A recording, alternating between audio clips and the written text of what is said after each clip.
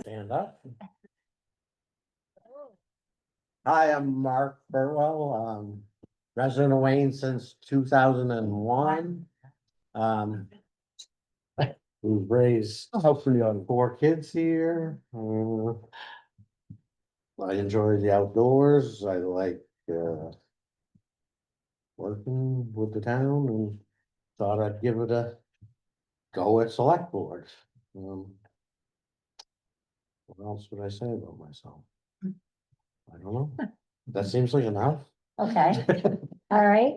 I'm Sue Spalding. I am, oh gosh, I've lived in Wayne longer than I can remember practically. My son is 41 and he was 2 when we moved here. So what's that, 30 years? Oh, Margaret says I have to speak up.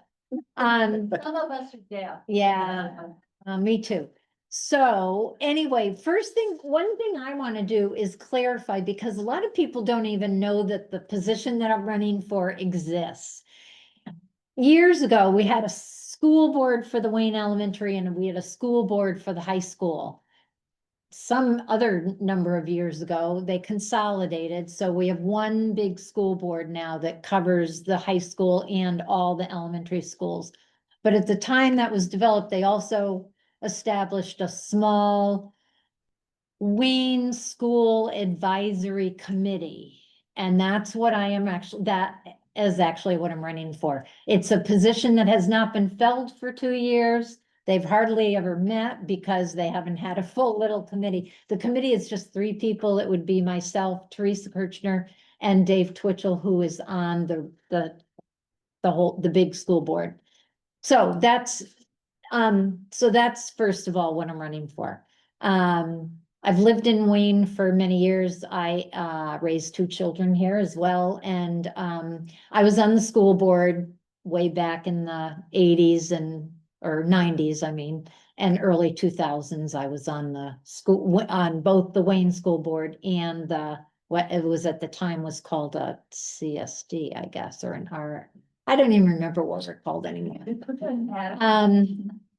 And anyway, I've always considered myself an educator. I worked for the University of Maine system in a variety of positions for 20 years.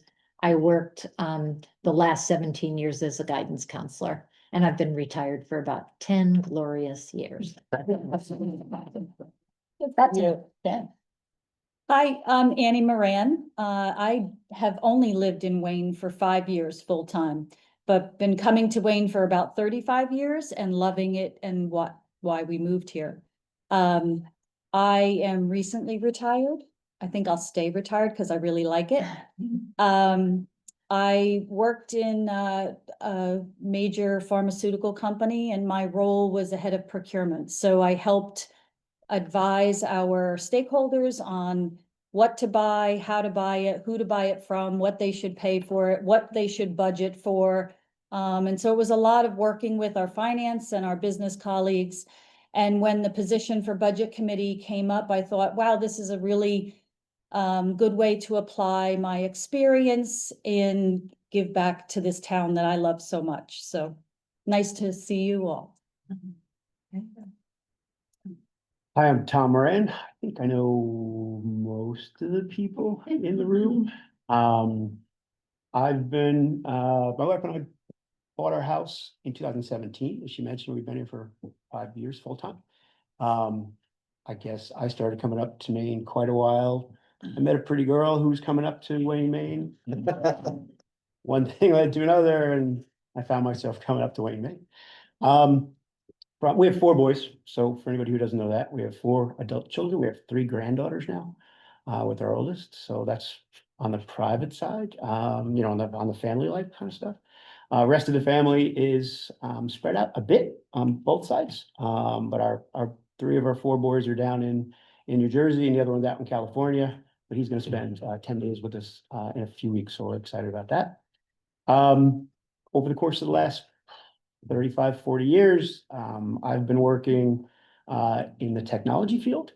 So my role has always been working directly with the customers, managing those relationships, trying to understand their problems, working with them to figure out how to solve those problems. So whether it's business process related problem or IT, a lot of contract negotiation, a lot of working with other vendor partners.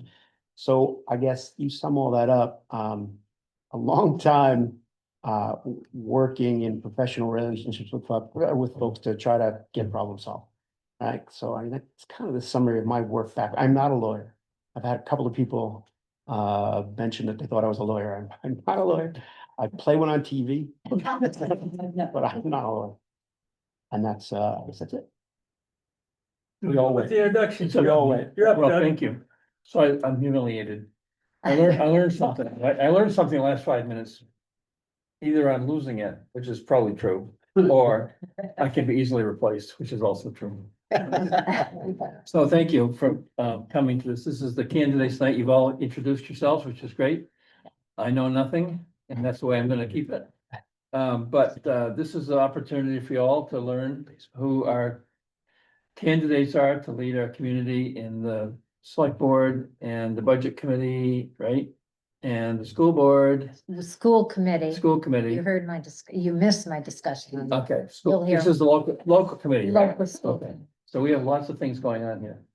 So there's opportunities for you to ask questions. This is your meeting, not mine. But Stan, I'd like to ask the two select board candidates what you see as the three important challenges facing the town in the next few years, and what you think town government should be doing about each one. 3 priorities for the next few years. Well, I'm not thinking three problems. Problems? Three problems that Okay, need to be problem. addressed. And what you think the town government Could should do, do about okay. each one. Stand So up, why don't punches. we start with you? You're closest to me, so. Sure. Well, thinking about some of the topics that would come up, right? What are people most concerned about in this town? At the top of the list seems to be from different meetings that I've been at and just talking to people generally. Everybody wants to know where their tax dollars are being spent and on what. And in the absence of having an answer to how to pay less taxes, I would think people would like to at least better understand where their tax dollars are being spent. More clarity on that, more communication, not just discussions in select board meetings, but information that's available so folks can know. So if you've got a bill that you got to pay and everybody might grumble a little bit about getting a bill, at least understand where it's going. And also have a bit of a comfort level, and that might come from meetings and listening and participating in select board meetings, for example. But, you know, be able to question why money might be spent on this in this way. And is it being spent wisely? Is it being spent after a competitive process? Do we need to spend this money? So I think more of that, and there's a root behind it, because I know that that information is attempted to be shared with folks. But we need to do a better job in this town of communicating. And it's a two-way street, though. People need to be looking for that communication and wanting that communication, and interested in getting it. But I think the select board and the town, and especially if we get ourselves fully staffed in the town, can do a better job of getting that information out in front of people in more consumable fashion. So just to make it concrete, was there something besides communications that you see as a priority, that problems of some issue in the town? Well, we know we've got some capital projects coming up we have to Capital take care of as well, so it's a separate question, potentially go down that path, but you know, we've got aging fire trucks that need to be addressed and fixed. We've always got to pay attention to water quality in town, so you can rapid fire kind of go at them a little bit, but always have to look at that. We certainly want to understand what's going on with property development, right? What's going on with anything that might be negatively impacting the environment, whether that's land, air, or water, right? We've got to get ourselves caught up with some of the changes in regulations that we're getting from the state. So we've got to figure out how to work with that, whether that's you know, small homes, for example, right? Okay, so we're you getting just that. wanted 3, so that's. You got it. There are a bunch of things you need to do. Yeah, well, there's a long, long list, right, Stan? You've been around for a long time. Okay, so, Mr. Burtwell, 3 things that you think priority problems that need to be addressed in the next few years. So taxes would be the number one concern, and yeah, they're high, but I don't necessarily agree that we could lower them. Just on the municipal end, the county tax and the school tax and all the other taxes continue to go up. And unfortunately, I don't see how we can lower the town taxes and still get the same results for the infrastructure that we need. So that's a problem and I don't know how to fix it.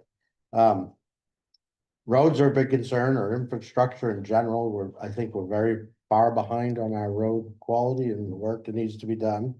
It seems to be getting less and less attention. And at some point it needs to get up on the top of the surface. And then capital improvements. Currently, we don't even have a capital improvement plan, but we need some capital improvements. We're gonna need a fire station of some kind, a town office maybe of some kind. And yeah, that's about that. So I think. we So, need to- so the ice storm of 1998 did a lot of roadside clearing. And I noticed recently that the bushes are coming right into the road.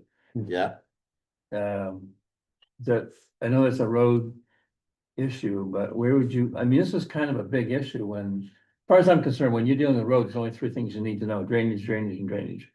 But these bushes coming into the road are creating sight line hazards and all kinds of things. Let's start with you. How are we gonna address that? I mean, it's getting to be a crisis as far as I'm concerned, because there's places I can't even see around the corner anymore. yes, and there's that crisis, and then there's the crisis that we can't even do some of the work till we get rid of some of the trees. Trees too. Like paving can't be done if there's limbs out in the road and they can't dump their trucks and they can't work under that. So yeah, brush is a huge issue. A few years ago, the town tried and they had a mulcher head come through and they got a lot of bad feedback about that. Yeah, starting with me. Yeah, I don't. like Yeah, that. unfortunately, it's the most cost-effective way Yeah, but it's- to remove the brush. Cause it's very expensive to have a crew out there cutting brush. Okay, so that was your answer. Any thoughts about roadside maintenance and brush and I drainage? will put your specific question about that. I'm gonna approach it the same way that I would approach a challenge with a customer. Right? First thing would be understand it. So do we have a map of all these places that really could use some brush cutback? Because publicize something like that, say that, yep, we're aware of this. We've mapped it out. There are 40 places that we've identified that really need some attention. You may very well be able to engage some homeowners on something like that for some of this stuff. If somebody says, you know, I never really thought about it, but you're right, my stuff's hanging right over the street. So we might not need to spend as much money as we think to have somebody come and take care of all this stuff. If you told me that was a problem on my property and it was causing people some damage coming around the turn there, I would want to do something about it myself. So there are ways to approach things without having to go straight to a budget, for example. But that would be the first, understand it, map it out, and then look for what are the potential solutions. And if it does come down to hiring somebody to do it, what would that actually cost? Get all that information in front of you, and it goes a long way towards figuring out then how to choose a solution. Okay. Could I throw one thing in there Yeah, about the brush? Ton of the brush along the roadside is all invasive species. is what? Yeah. And Invasive species like, Yeah. like honeysuckle and alder. I mean, it's just, it's so every time, you know. I'm a forester, so I understand, you open that canopy up, take that tree out, that stuff comes right. Right. And so it's a two-sided sword here. So if you're gonna think about it in the whole of it, that. If you could kill two birds with one stone, at least kill. But that was you volunteering though to be on the commission that looked Yeah, into I'll this. be on it. That bird till April. When That's fine. it's not here. We'll get locked up. I want to turn the same question to your school. So is there some question, what do you see from what you see with respect to your job in the school committee, right? It's not school board, I guess, that we need to address in the next 2 or 3 years?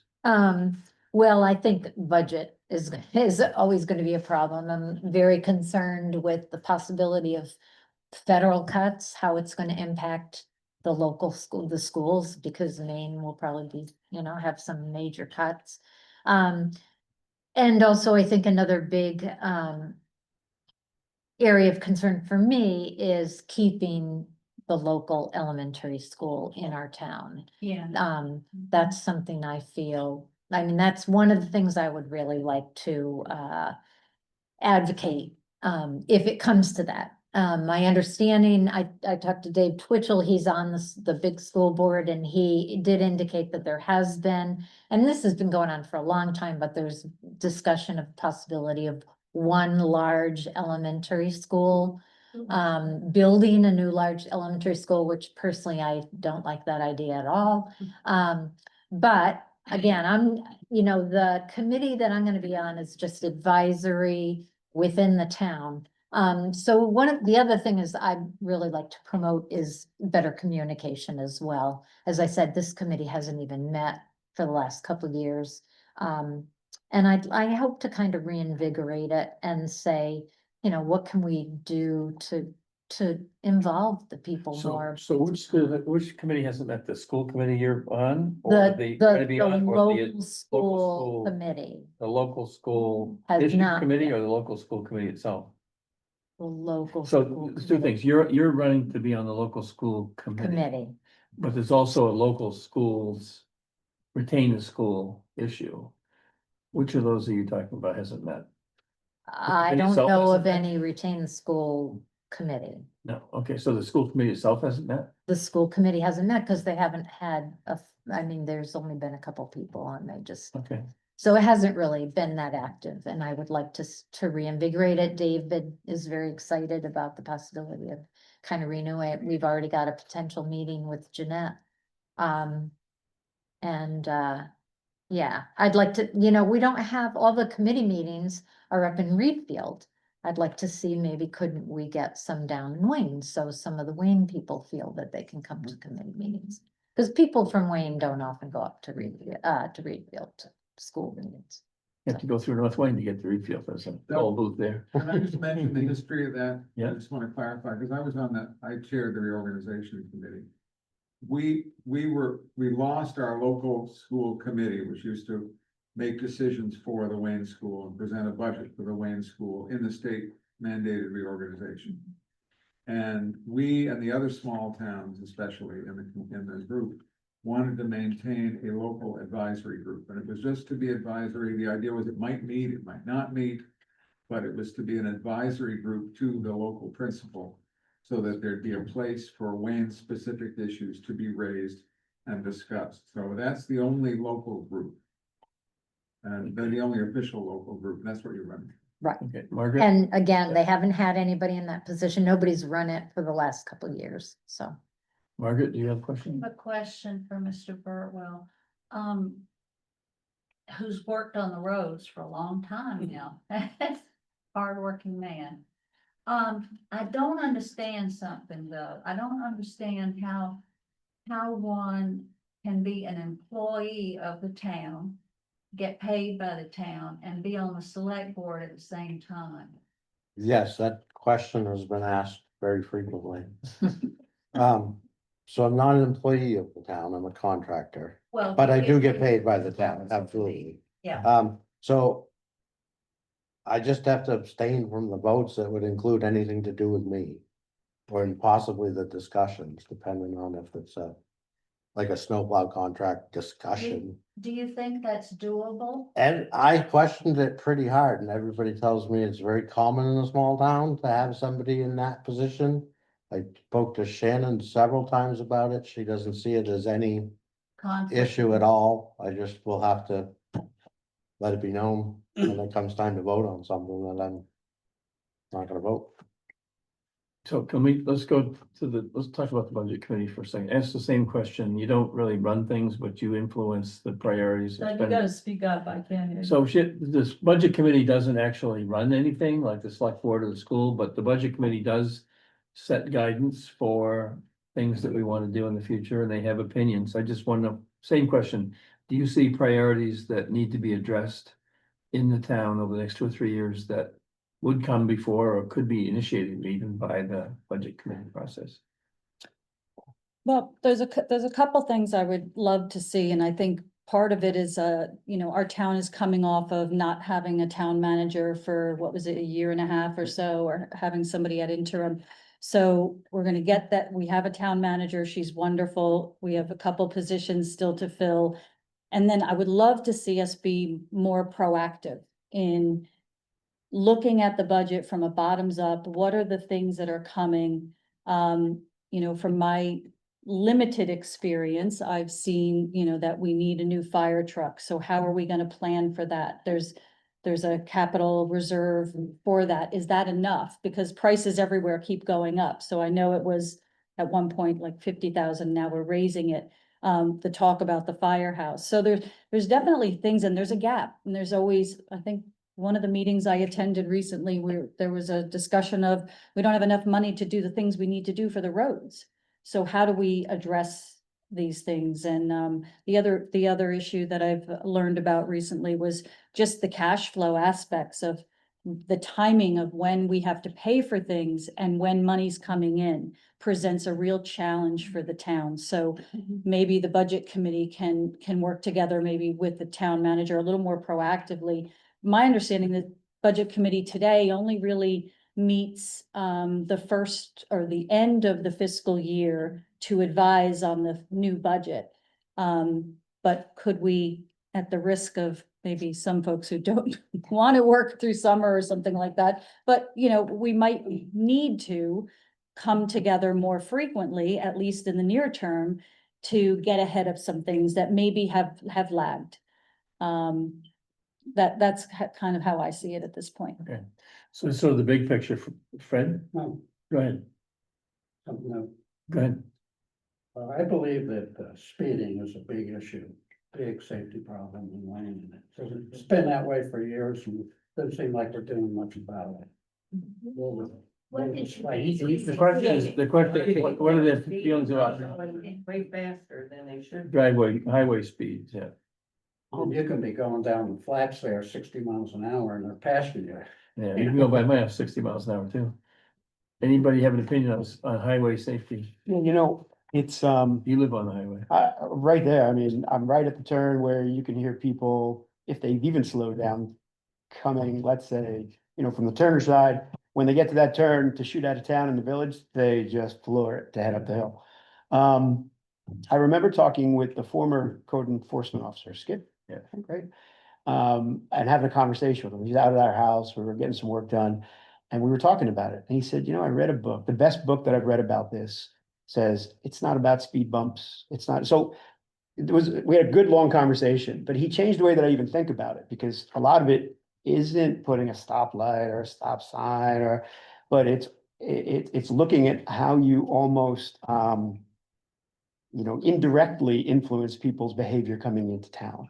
And that's sometimes you go through Monmouth and you'll see a police car parked there all the time, whether there's an officer or not. People have to be afraid of a penalty. So there's a lot of social manipulation you look to try to do to get people to pay attention and respect that there actually is a speed limit in town. It's a problem. There's no immediate, smart, perfect fix for it, but it does need, I think about it every day. Every day people, there was a while where I was walking the dog at night, I would shine a flashlight in somebody's car window, like slow down. I meant to go over and ask Linda if I could repaint her sign because it's not as bold as it used to be. So it is an issue. And unless somebody, unfortunately, unless there's an accident, There's lots of accidents. but I mean, You have- somebody get yeah. hit by a car or Well, something We've had there. that too. Mark, do you have any thoughts on highways? Not even just on 133, on all the roads. Yeah. Get Well- those potholes out. Yeah, leave the potholes. The state, Don't pave the roads. the state is responsible for setting the speed limits. And they set the speed limit based on the average traffic speed, which seems really backwards, but if they sit there and they say the traffic goes 55 down Main Street, then they set the speed limit at 55. But there are things that can be done they claim if you make the road appear narrower, Yes. that will slow traffic down. Yep. So then we could paint lines on roads that supposedly makes it look narrower. I don't agree all the time. It seems like that double solid yellow line makes me want to go faster, not slower. I feel like I'm on a big highway if there's a double solid line. But there's potential that we could, talk about paving streets. Can I ask a question? Yeah. Can the town of Wayne paint 133? I mean, it's a No. state highway, so we'd have to ask them to do it, right? Well, yeah, and there was some hope when they repaved that and they made the sidewalk in front of the general store and that stuff was. Yeah. Part of that was in hopes that it was gonna slow traffic down on Main Street. Margaret? I think that, I've been stopped, twice actually. In Monmouth. Oh, and mine. Yeah. They are Yeah. on it. That car ain't just sitting there. If you go 3 miles over the speed limit, they are on you. Absolutely. So, you know.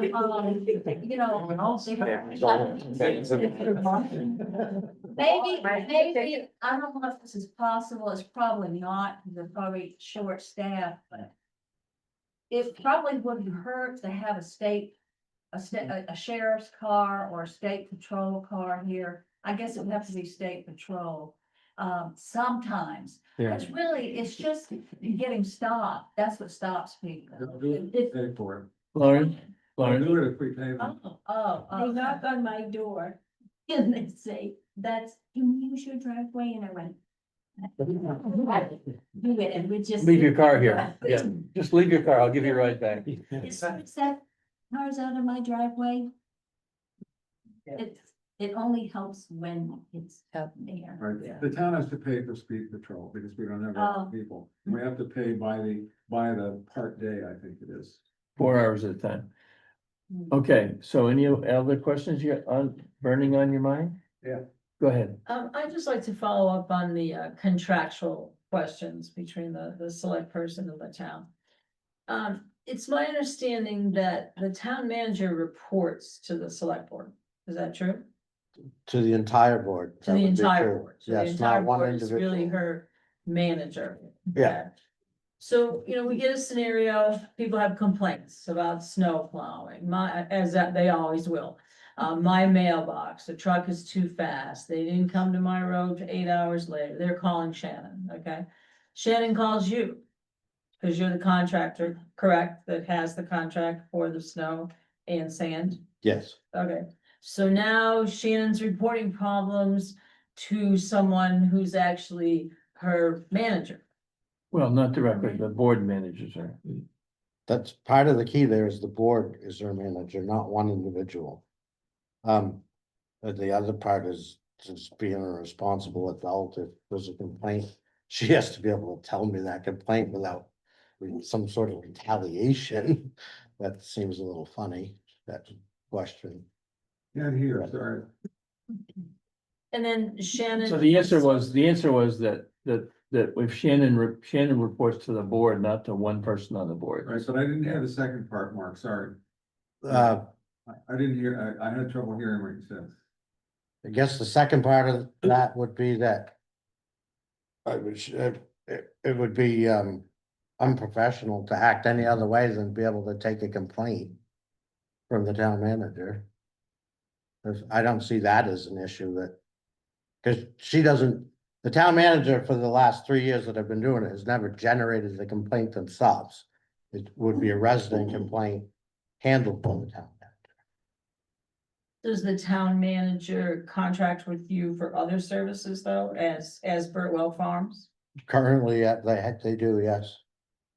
Yeah, Do any of those services go out to bid, or is that just a phone call service? it for depends maintenance? on the job. Some goes out to bid, some's a phone call. Yep. Fred? Yeah, the town has a comprehensive plan. And a lot of effort, a lot of people put a lot of hours into that. Are you familiar with the comprehensive plan?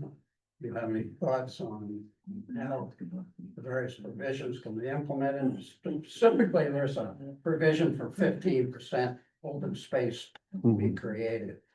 How do you believe that could ever be achieved? Well, familiar with the comprehensive plan, at least in the, within context of, I've been on the planning board for the last few years. So we've looked to the comprehensive plan as a bit of an overarching, It's not, it's not an ordinance, it's a plan, so it's something that we refer back to. There's been talk of looking to update the town comprehensive plan, has been revisited in a little bit of time. As far as trying to get to any of the specifics in there, I mean, another one other than the 15% open land is to protect the rural look and feel of the town. So some of that is very subjective stuff, what exactly we're gonna do and how do you police that, right? To get to 15% open land, honestly, I think I'd need to study that quite a bit more to figure out where are we right now? What might be set aside? Is there an opportunity for any of this down the road? So do I have a plan for it today? No. Will I remember this question and look into it myself to understand how far off the mark we are from that? Yes. So it's a good question. Let's just take everybody on that. To comprehensive plan, are there things in the comprehensive plan that you as a member of the budget committee would steer toward? Or in the concept of a comprehensive plan even? Doug, can you please? Are there- speak a are there- little louder? Are there specific things in the comprehensive plan that the budget committee would be thinking about sponsoring or supporting versus just letting the town go along and bring ideas to the budget committee? Yeah. Budget committee, we'll go to the school and rest, we'll keep going. So I'm aware of the comprehensive plan. I don't know the details of it myself personally, but I think that, you know, it should be considered as we're looking at the budget and building the budget, what aspects, you know, how are these things prioritized, right? So from a town perspective, from the residents, how do we want to prioritize some of those 15% or the rural look and feel? What are we doing? And then factor it into how we plan for the budget. But it has to be considered at the time where, in a time where we could actually potentially make an impact. So Sue, in this comprehensive plan is to address schools. I don't remember the specifics of the plan, but I don't either. I don't even know if schools are in the comprehensive plan. Do you, They are. does anybody, they are? Lloyd, no, we spent years working on the comprehensive plan. It really needs to be the centerpiece of planning and it's sort of gets pushed to the side. Yeah. Says, I know Teresa Kirchner helped write the comprehensive plan and I know she's on this little committee, so I'm sure we could.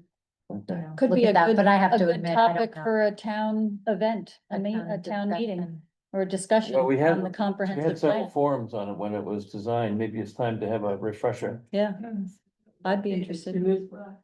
So You need a new one by 2028 anyway, so. 28? Start working on it. 26.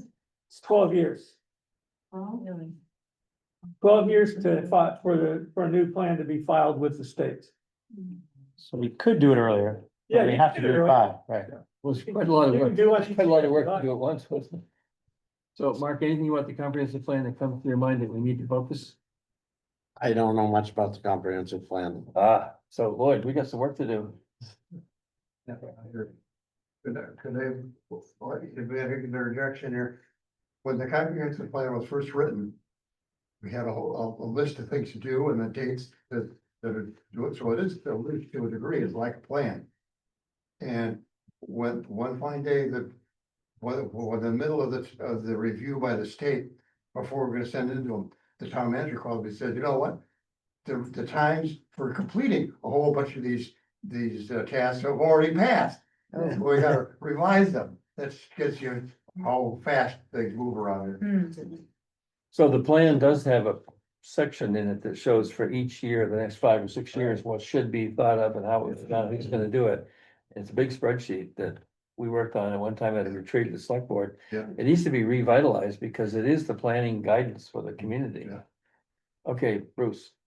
So my question is semi-political, but I would like to know what your opinion is on Jellystone and how you would feel that impacts the town, how, if it does come about, how we reap as many benefits from it as we can. And I'd like to hear what you have to say. Okay, so we'll start at the other end this time. Mark, any comments on Jellystone and how it either can or can't be used to help us? I guess I would have to say that I'm pro Jellystone. I don't believe that they caused the lake to have an algae bloom. I think they're a big corporation that if we had to spend a lot of money to treat the lake for algae, that maybe they would kick in. And when you go back to taxes, they are a very large taxpayer. And although we may not be able to control our taxes, maybe we can get more income from some potentially large taxpayers, and I don't know where they come from, because us, all individuals just can't keep supporting this tax bill the way it goes up. I don't know how we do it. So. Any Me? ideas on, Oh, do I have to talk about Jellystone? I don't think that's anything to do with me. you know, you never know. I'm just, your opinion with respect to the position you're running for. If it doesn't have any effect, it doesn't have any effect. Well, I would be very concerned about Jellystone. I would not support it. From what I've heard, there's just too much risk of, all the docks and all the boats and all the cabins they want to build. It's just way too big for this lake in our community, I think. But you don't know of any effect on the schools specifically. No, not unless they bring in some, I don't see it. Okay. Budget issues on Jellystone that you're aware of? Well, Mark brings up a good point that they are a very large taxpayer. The town did allow Jellystone to be purchased by the Jellystone Corporation, so they are already by default part of our community. I don't support the expansion. I think that that's a dangerous thing to enter. That's my feeling on it. Okay. Any ideas on Jellystone? Sure, as a member of the planning board, been in many conversations about Jellystone. But I'll say as a member of the planning board, I can share my personal viewpoint on it. Yeah, they were allowed to purchase from Beaverbrook, so, and they have every right to try to run a successful business and a profitable business. They are our neighbor, as the lovely lady next to me said. There has been an existing campground ordinance in this town that rolls up to the land use ordinance in this town. And we are, in addition to the existence of a current campground ordinance, there are drafts being reviewed for approval for an updated campground ordinance. In both of those contracts, current draft upgrade and the existing, no expansion is allowed. Many of the existing conditions that are there on that property that have been granted to them, some of the property lines, for example, existed prior to the ordinance being written, when it was back Beaverbrook. So there are things that have been grandfathered that they currently enjoy. But expansion is definitely not allowed. So in a nutshell, improvement, enhancement to try to attract people to come and enjoy the campground. Wonderful. Expansion, simply not allowed. And specific to environmental concerns, they may not have contributed, if certainly not solely responsible for anything that might be going on with Andro. But it's a very fragile ecosystem all the way around. And increased volume of anything, boating, toxins in the air from campfires, all of that weighs heavily on the lake. So it's something that needs to be managed, yes. Well, not for me, right? Yes. No matter what happens in Wayne, very likely that any expansion leaves. How do you feel the town should be dealing with that? If expansion does happen in Leeds, then, maybe planning boards and select boards and folks talking to each other might be a productive conversation, but if it's something that happens to happen in Leeds, I don't know that there's anything that we can say of that. There's a hand up at the back that may contradict what I'm saying or suggest something, no? Sure. Same topic, though? I don't want to cut the question, okay. Well, it's same topic. Right. I guess I'd like to throw out some figures on the tax implication of Jellystone. My name's Mike Clark, I'm also known as Betsy Clark's husband. We methodically went through the assessment tax map for the town of Wayne, starting with Jellystone and working our way around the south end of the lake, Mhm. up the east side of the lake, all the way down to the yacht club, into the cove, and back around to the town of Leeds town line. And we add up the taxes paid to the town of Wayne by the shoreland owners. And that figure for those number of people that own shoreline properties is $1,026,000. That's the taxes paid to the town.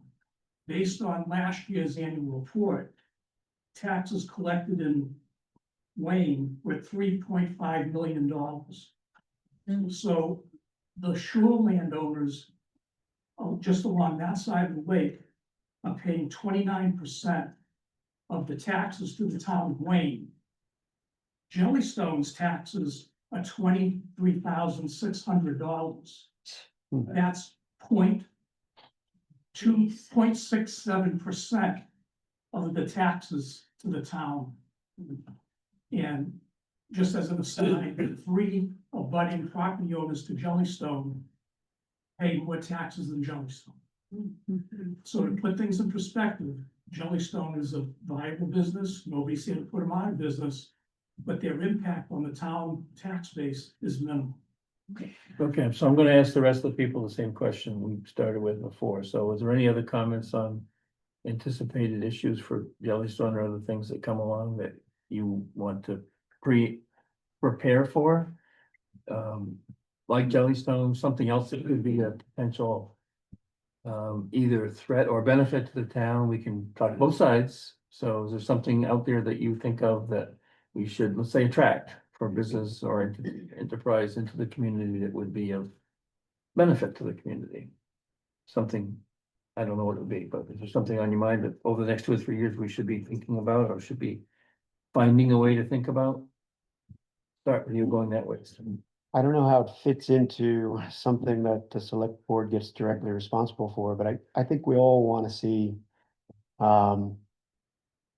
places like the general store survive and thrive, right? We want to see a town that is alive. We want young families to be able to move into town. So and this maybe goes to the comprehensive plan type of here's how we want to have a community be vital and vibrant. So I don't know how that rolls in directly, but it's something I also think about all the time.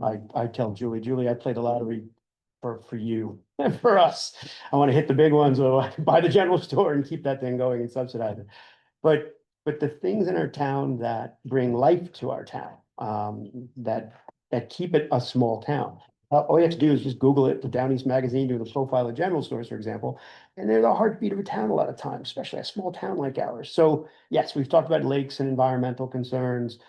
I think there's more to our town that we want to try to think about how that stays alive. I want a farmer's market to continue. I want to have the Strawberry Festival every year. I want to think about what are those things that keep people. Okay, but Love it. Strawberry Festival didn't exist before 5 years ago. Oh, no, So I'm somebody saying had more to of think these of things, this. So I'm yeah. thinking, I'm asking you all, Mhm. what's on your mind that needs to be positioned, the community positioned to be embracing or bringing in something that would keep whatever it is we want? And you've said your list. And do you have things that you can think of that you'd like to see us positioning for? I think, I've been thinking about, there's very, very little opportunity for families at lower incomes to move into our town. We have a beautiful little school, we have a beautiful town, but nobody could, people in that bracket with having, small children and stuff generally can't afford to move in here. I think the median house is like $400,000. So is there a way that we can have some sort of intelligent low-income housing plan that fits with the comprehensive plan and adds to the overall feel of the town and such, so. So anything on your mind? Well, I was actually gonna say a similar thing, that, one of the biggest problems, right now at Wayne Elementary is we have such a small number of students and, as Annie says, young people can't move into Wayne. They're just, the houses are, especially because so many of them are on the lake, the prices are just too much. So, yeah, I would love it if the town could find a way to invite some, lower income housing. I don't know how you do that. But it certainly, would, I think, create more diversity in this town, and that would be a good thing. The new ADU guidance, the auxiliary dwelling into smaller homes, they're just now allowed 4, so I'm going again, I guess they're throwing out there, but it's something that we, on the one hand, need to plan for to make sure that doesn't go crazy. But it should provide a vehicle for people to be able to figure out how to do that. Great. Okay, Mark, your turn. What's anything coming that we want to have coming or is coming that we need to be thinking about?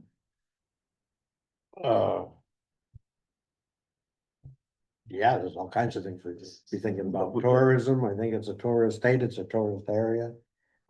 Looking at the audience, I think we're all transplants, maybe not all of us, a bunch of us. So I think that's good to focus on. The ADU law that got passed, I think it's a good law and it allows for some affordable housing, but I'm not sure that it aligns at all with our comprehensive plan or anything that the planning board's done or the previous voters, because they set up zoning ordinances in this town for single family dwellings, 2 acres, 250 feet of frontage. The ADUs have just thrown that out, so there's pros and cons to them, I think. The state supersedes, so we've got to figure out Yeah, how to work with that now. because it could really change the landscape your of the turn. town. Yeah, that really got me about tourism. I want to make sure that you all understand that Androscoggin Lake is, you said it was fragile. It's really in crisis. Speak up a little bit, Mel. More? Yeah. Androscoggin Lake is actually in crisis. We have beautiful lakes in Maine, like Pecasset, which would be good for tourism, although you can't really launch there. But, Androscoggin Lake is in crisis, nobody's saying just because of Jellystone, although Beaverbrook did have a failing septic situation, code enforcement has been very weak around the lake. But, it isn't just that, it's climate change, the water temperature was the highest it's ever been last summer. It's, what's called legacy sediments in the bottom from pollution over many years, and then when you have a bloom, it goes down and it causes a vicious circle, it causes more blooms. It's a crisis situation. It can only be dealt with by working with leads, by the way. But tourism, Mark, people didn't come last year because the lake was blooming, and there are lakes, especially like Massachusetts. Most of the lakes in Massachusetts are green, and people come to Maine expecting archaeologists. And this lake is on the verge. It could bloom all summer, every summer. I don't know if that is in your mind. Yes, it is. And it's interesting that it all I do a lot of septic systems in this town. And there's a lot of bad septic systems on this lake.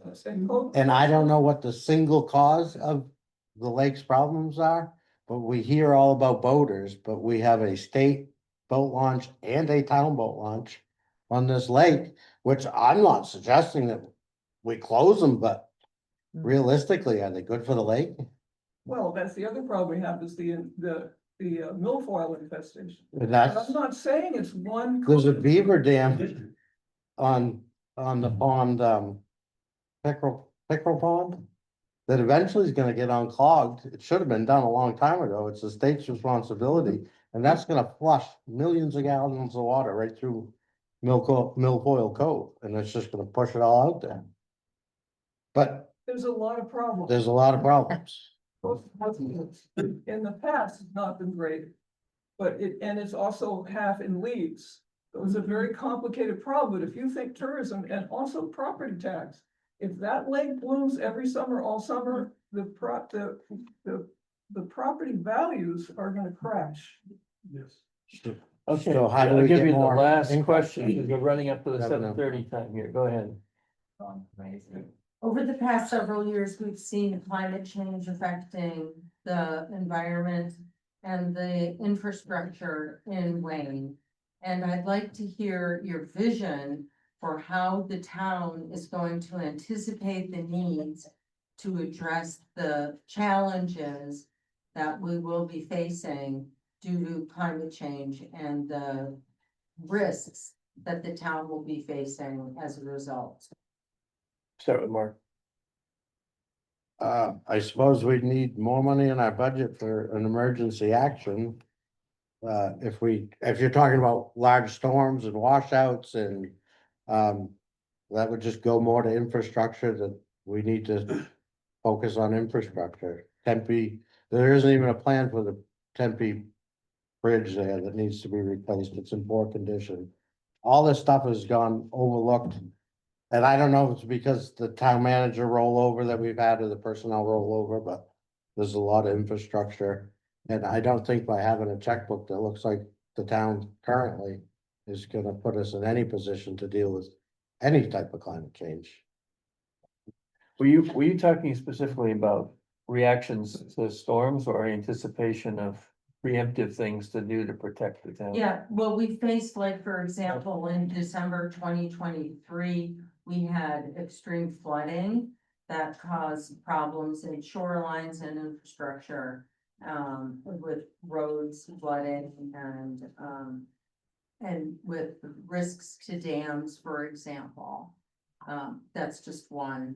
Do you know, just, With power lines, with some spring storms, very heavy snow. I mean, all of these things are a result of climate change that need to be anticipated and planned for. just a point on that December storm that you noted, that was December 18th. And on December 19th, our town manager was in Augusta talking about the tennis court, not surveying the roads or the damage to the town, our acting town manager.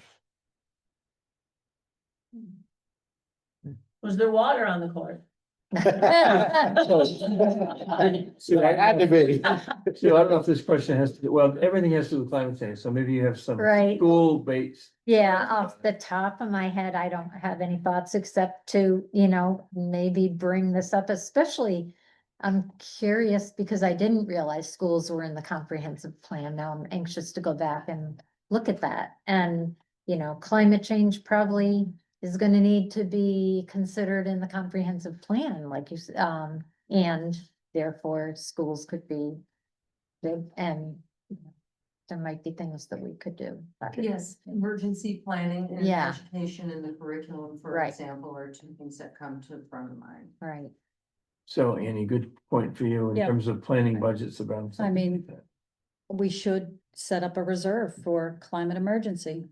I mean, I know it's hard to figure out where those funds are gonna come from, but it's very real and pretty much every year lately in the last 5 years, we're seeing some kind of damage or impact due to climate change. So I think it's very reasonable to say we should have a reserve for climate change emergencies. Okay, last word. The question Dave was spot on, when you asked, you talking reactive or proactive, but, and it's both, right? So we need to identify, I'm gonna go back to that answer. Identify, where do we see areas that are, that need attention or going to need attention, or gonna give out, should there be floods, for example? So we know whether it's dams or bridges, right? Anywhere we've got water flowing. I like Mark's point about, what's gonna happen over Pickerel Pond to that lake, should that not be somehow mediated, that situation could be blowing up on us. So identify what the hot spots are, where they are, what we have to think about. Have an emergency fund, because we're not gonna be able to put together a capital budget to cover everything we wanna get done, but we've got to identify, prioritize, have a reactive emergency fund, and then just keep chipping away at it. Okay, so we did say we keep it to an hour. If you wanted, we had long introductions because I wasn't here, so I'm not gonna ask for long windups, but is there something you want to say to express your candidacy to the voters who have all the power right now, so. Right? Anything you want to say? Wrap up. Not sure. You have one piece of power, one little tiny piece of power. I don't think that I can't imagine that anybody would say anything much different, right? If you were sitting here, you would say, I live in this town, love this town, care about this town. Beyond just wanting to help and pay attention, learn more, because even going through this process of posting for the position, I think I've met more people over the last few weeks. I thought I knew a whole bunch of people in town. I know many more people, so I kind of like that. I'm enjoying meeting people, getting different perspectives from different folks, hearing about people's individual concerns and their backgrounds for the volunteers that have made themselves known today in this meeting. But yeah, the bottom line is, I'm not retired yet, so I'm envious of some of the people who've introduced themselves as being so. But my work isn't especially rewarding. I don't feel like I'm solving climate change issues for my town. So I look forward to that, those contributions that I can make and the feeling that I expect to get from being able to get some things done and decided upon, versus just toiling away at work right now for at least the next few years. Great, thank you, Annie. So first, I would just like to say thank you for everybody who came out tonight and for all the really wonderful support that I've felt through this process. I think what I have, in addition to what Tom said about living here, loving the community, loving the environment, the lakes, everything. I see so many people rolling up their sleeves, getting involved in different things, whether it's the library board or the LAD Center board or the select board, all those things. And it really instills this feeling that like leadership happens at all levels. And the town needs everybody to step up. So I have a skill and some experience that I think could help. And I would love to be able to help the town if I can. Great. And if it's not here, then it'll be somewhere else in the town. Thank you. So, I just would like to say that, you're asking about what they could do, as the town, I hope you people will all go out and really encourage people to vote. I think one of the issues in this town is, we don't have great turnouts for voting. And we just need to get more people involved. And I think, as a person on this small advisory committee, I would really hope that we could maybe get more people involved in the school, or at least to know the issues and talk about them. And I really think we need to just encourage people to vote. great, Mark. I agree that we should encourage people to vote, and I thank you all as well.